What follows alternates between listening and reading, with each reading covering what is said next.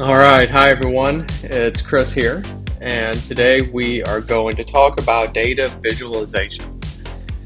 So, data visualization can be very important when you are trying to report on or communicate any kind of analytics or statistics or numbers of any kind.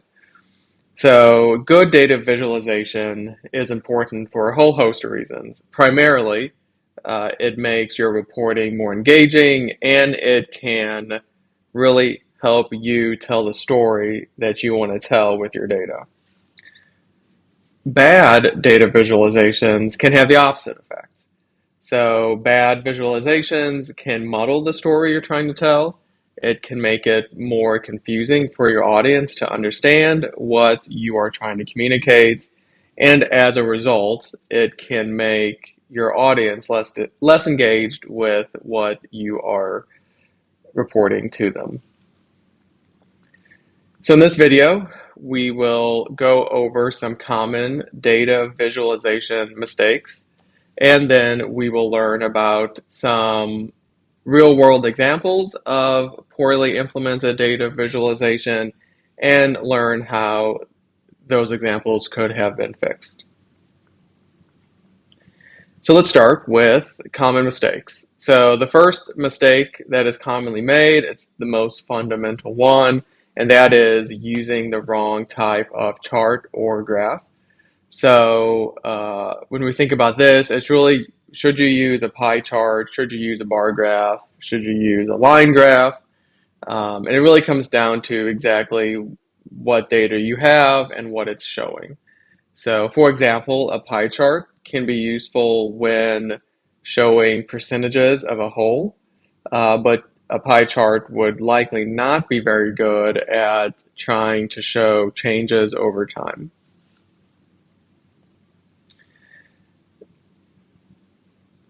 Another common mistake is using or including too many variables in your visualization. So this example here, uh, this is a pie chart that has, I think, 16 different variables being shown. And as you can see, it makes it very difficult to tell what the smaller variables are, um, to the extent that it's basically useless to even have them on there. So the author of this visualization would have either wanted to lump the smaller ones together in an other category or just don't have them on the chart at all. Pie charts are very good at showing or comparing 3 or 4 different variables, but once you get past that, it starts to become less effective. Another common mistake is using an inconsistent scale with your visualization. So this example here has the good example and the bad example. The one on the left is the good example. You can see that it looks like maybe it's comparing 2 different schools and their graduation rates. So school A has a lower number of graduates than school B. You can see that school B has 3 times as many as A, right?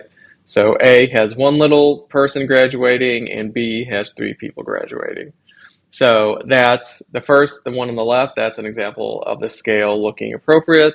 And then the one on the right has the scale is out of scale, right? So school B, it's trying to communicate the same thing. School B has 3 times as many graduates, but the scale of their little person is much bigger than school A. It's more than 3 times as big as school A. So if you just look at the visual, it looks like school B has significantly more people graduating, but in reality, they just have 3 times as many. And so the numbers don't align with what the visual is showing.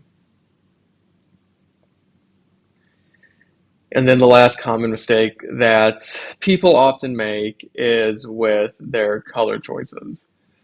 So color is one of the useful tools with visualizations, but only if you use the color appropriately. So on a chart like this, which is showing reported cases of some illness, typically on something like this, lighter color means fewer cases, and darker color means more cases. But that's not the case on this example here. So the medium red color is actually on the lower end of the scale, and the light teal color is on the higher end of the scale. So again, looking at this, the visual tells a different story. People assume that the darker the color gets, the more cases there are, but that's not actually what it's communicating. So a secondary issue with this visualization is also the legend. The legend is not in order. So the legend's actually all jumbled up. So typically, if you're going to have a legend in your visualization, you want to start with the lowest color on the left and go right to the highest color. And in this case, none is in the middle of the legend, and then 1 to 100 at the top. It just doesn't go in order, so it's even difficult to understand what the legend's trying to tell us here. All right, so now that we've gone over some common mistakes, let's look at some real life examples of bad data visualization. So our first example up here is a chart that is trying to show us something about the United States unemployment rate, but if you look at it, that's not what the line is actually showing us. So according to the chart as it exists, the unemployment rate was going up to 5% and then dropped down to 15% and then went back up to 10.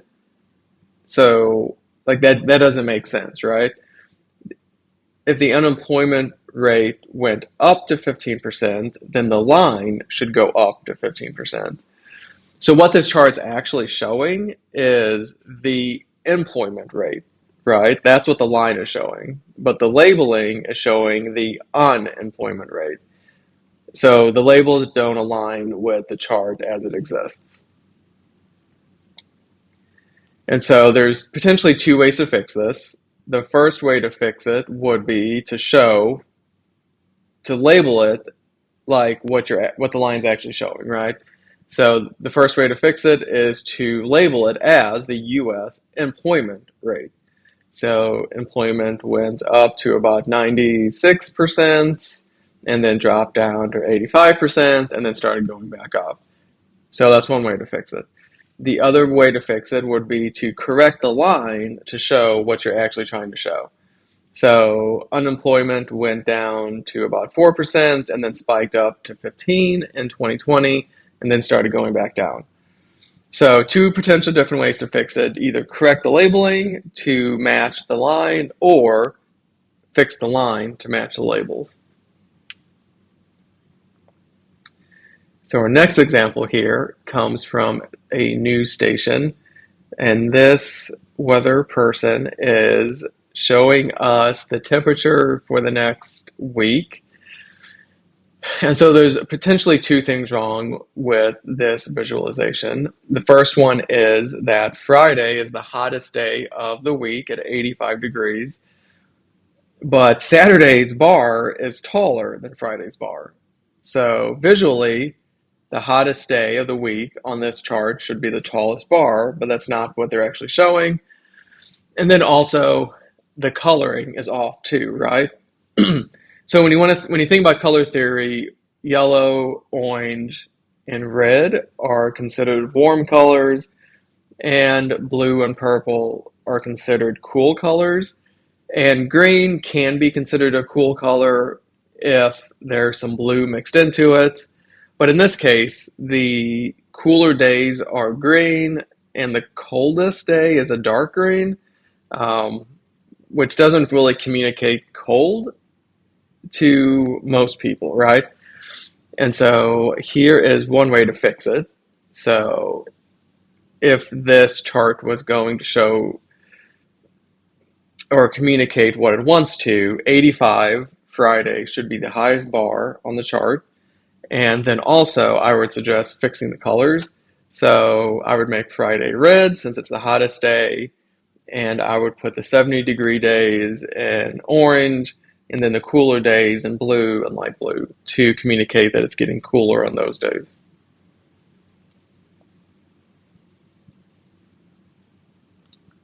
All right, now let's look at our third example. So this example is a pie chart. It is trying to show the percentage of the American population that is admitted to trying marijuana in different time periods. So it's looking at today, last year, and 1997. So the issue here is it's using a pie chart, but then the three variables it's showing come from different populations. So a pie chart only works when you're showing percentages of the same population. But this one is actually showing three different populations. The population of today, the population from last year, and the population of 1997. So there's, again, potentially two different ways to fix this. The first one would be to use three different pie charts to represent the three different populations, 97, last year, and today.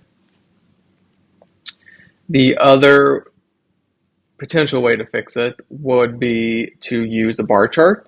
And I would say the bar chart actually is better here because it allows you to compare the three time periods on the same chart and in proportion to one another. So you can see in the visual just how much higher today is from 1997.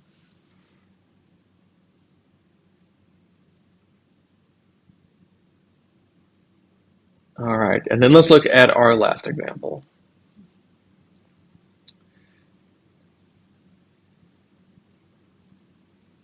So our last example here is showing two political candidates for some office in Venezuela, I believe.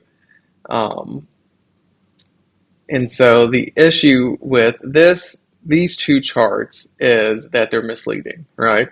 So just looking at the line, it looks like Gutierrez has been running pretty evenly with Petro, but the Gutierrez is now higher than Petro because his line chart is ending higher than Petro's. But when you look at the actual numbers, the numbers tell a completely different story, right? So the gentleman on the left has significantly more support. So the way to fix this would be to display them both on the same chart, right? So when you put them both on the same chart, you can see that Petro has been consistently higher than Gutierrez.